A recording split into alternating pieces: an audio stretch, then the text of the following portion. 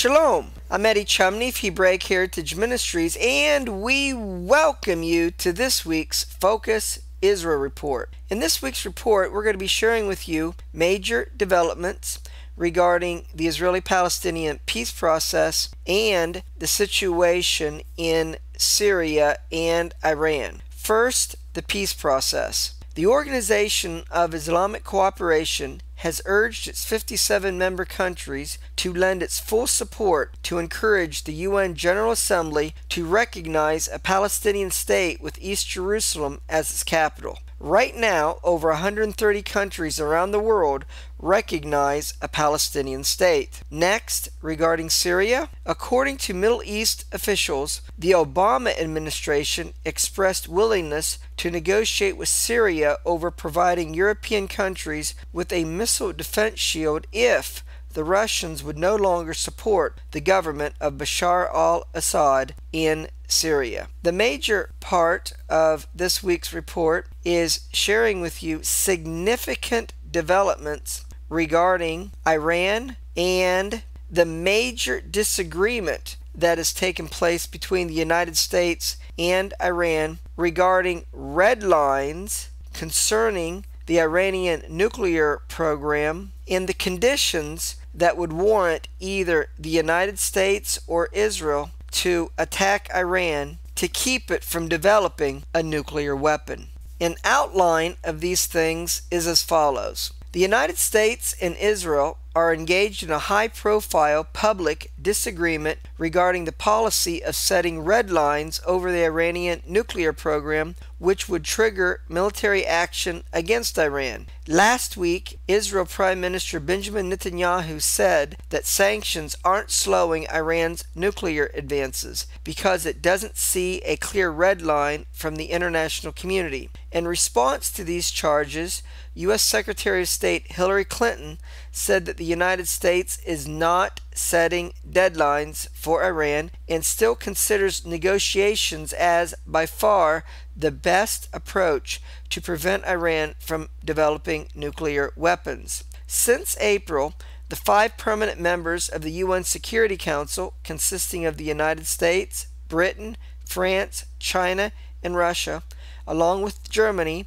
known as the P5+1 powers, have engaged in 3 rounds of diplomacy with Iran. Even with increased pressure from an array of new U.S. and European Union sanctions on energy, trade, banking, and shipping, the talks between the P5+1 powers and Iran have failed so far to persuade Iran to suspend various aspects of its nuclear program. Ask if the Obama administration would lay out sharper red lines for Iran or state explicitly the consequences of failing to negotiate a deal with the P5+1 world powers by a certain date. Clinton said the United States is not setting deadlines. While the U.S. and Israel share the goal that Iran not acquire a nuclear weapon, Clinton said there's a difference in perspective over the time horizon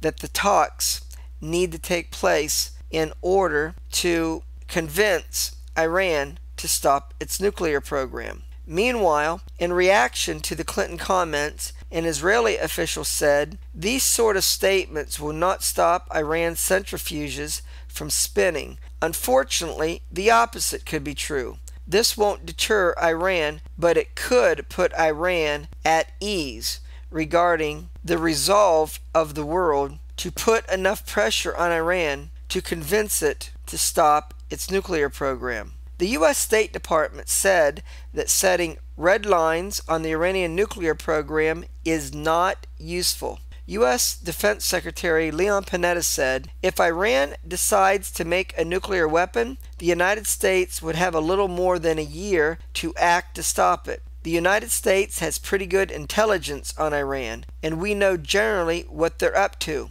and so we keep a close track on them." U.S. President Barack Obama decided to telephone Israel Prime Minister Benjamin Netanyahu over the Iranian issue. In their conversation, Obama rejected an appeal by Netanyahu to make the size of Iran's stockpile of close to bomb-grade uranium the threshold for a decision to militarily attack Iran to prevent it from obtaining nuclear weapons. Obama told Netanyahu that the United States has a red line, and the red line for the United States is to prevent Iran from obtaining a nuclear weapon. After the phone conversation, Netanyahu replied, "We are facing great challenges. As Prime Minister of Israel, it is my duty to uphold the vital interests of the State of Israel, to ensure its security and its future. The greatest interest today is to prevent Iran from continuing on its clear steps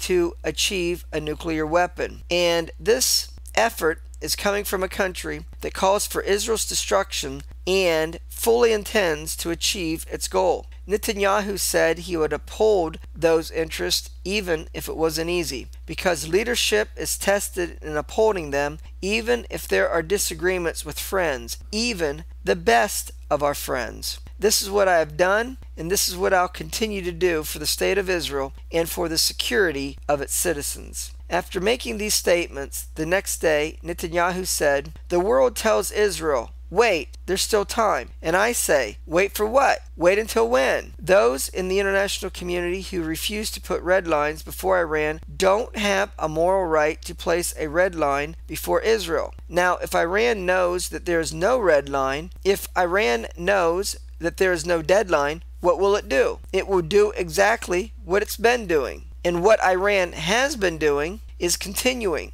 without any interference toward obtaining nuclear weapons capability. And from there, actually making nuclear bombs, Netanyahu said. In angry response to Netanyahu's insistence that the United States set a red line for the Iranian nuclear program, U.S. President Barack Obama refused a request by Netanyahu to meet him when Netanyahu arrives in the United States at the end of September to give a speech at the United Nations General Assembly, because Obama said that he had no time in his schedule to meet with Netanyahu. Israel has been in conversation with the United States regarding finding common ground in their united policy to prevent Iran from obtaining nuclear weapons. However, with the refusal to meet Netanyahu when he comes to the United States for the UN General Assembly gathering, talks that were being held between Israel Defense Minister Ehud Barak and U.S. Defense Secretary Leon Panetta collapsed.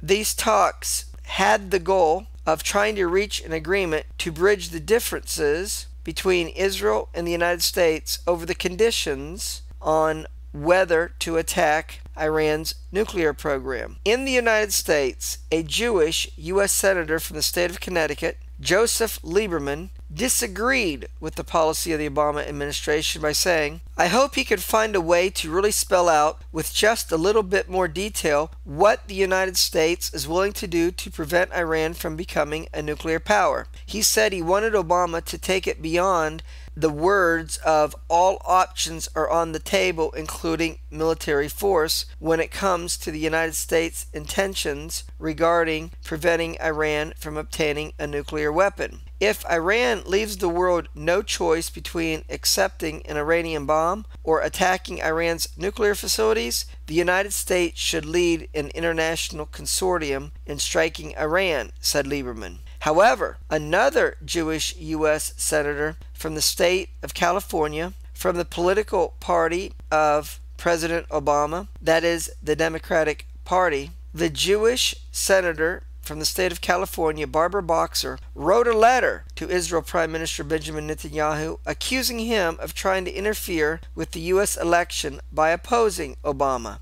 She also reprimanded Netanyahu and expressed her deep disappointment over his remarks that call into question the U.S. support for Israel. She went on to describe them as utterly contrary to the extraordinary United States-Israel alliance. Netanyahu responded to these allegations by saying that they were completely groundless. Netanyahu said it has nothing to do with the American elections because the Iranian nuclear program doesn't care about the American political calendar. If the centrifuges stop miraculously, if they stop preparing enriched uranium to make atomic bombs, then I suppose I wouldn't have to speak out. But the Iranian nuclear program proceeds unabated, and they don't care about the internal American political calendar. For me, this is a policy issue, a security issue, and not a political issue, said Netanyahu. Meanwhile, Republican presidential candidate Mitt Romney was asked by ABC News reporter George Stephanopoulos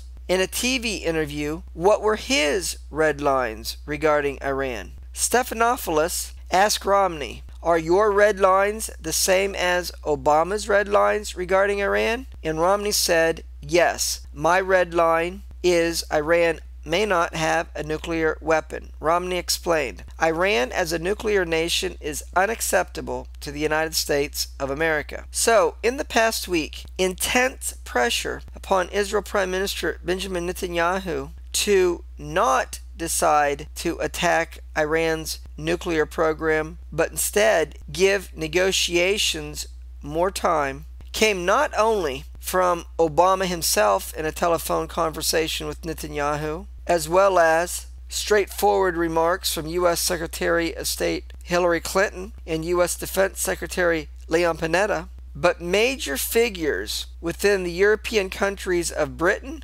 France, and Germany also had meetings with Benjamin Netanyahu to try to persuade him in a very strong way that now is not the time to attack Iran to prevent it from getting nuclear weapons. Sir John Sawyers, the head of England's MI6 intelligence agency, traveled to Israel to speak with Netanyahu. Then the French president called Netanyahu and pleaded with him that a diplomatic solution must be found. Furthermore, Germany's Minister of Foreign Affairs, Guido Westerwelle, told Netanyahu that Germany also opposed a unilateral Israel strike on Iranian nuclear facilities at this time. In addition to these things, the United States and its Western allies have persuaded Russia and China to support a resolution critical of Iran's nuclear defiance, in the hope of showing Israel that diplomacy should continue to be the present course of action to convince Iran to give up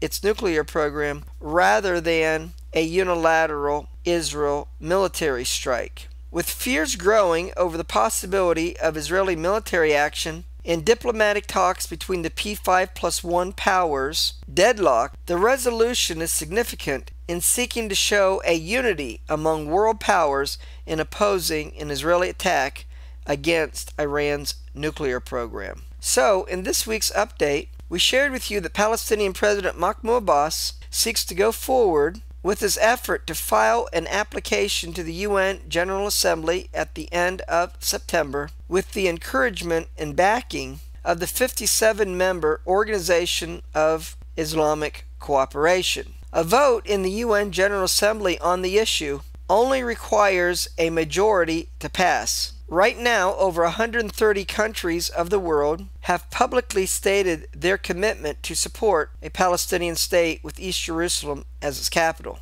Therefore, the proposal is expected to pass. However, a vote may not come until after the November 6 presidential elections in the United States. Then we shared with you an important development wherein the United States is trying to negotiate a political deal with Russia so that Russia would back away its support for the government of Bashar Assad and thus hasten his removal from power. Then finally, we shared with you the details regarding the bitter disagreement between the United States and Israel regarding whether red lines should be set regarding Iran's nuclear program, that if certain red lines were violated by Iran, that it would trigger a military response by the United States or Israel. Until the next report, Shalom in Yeshua the Messiah. Amen.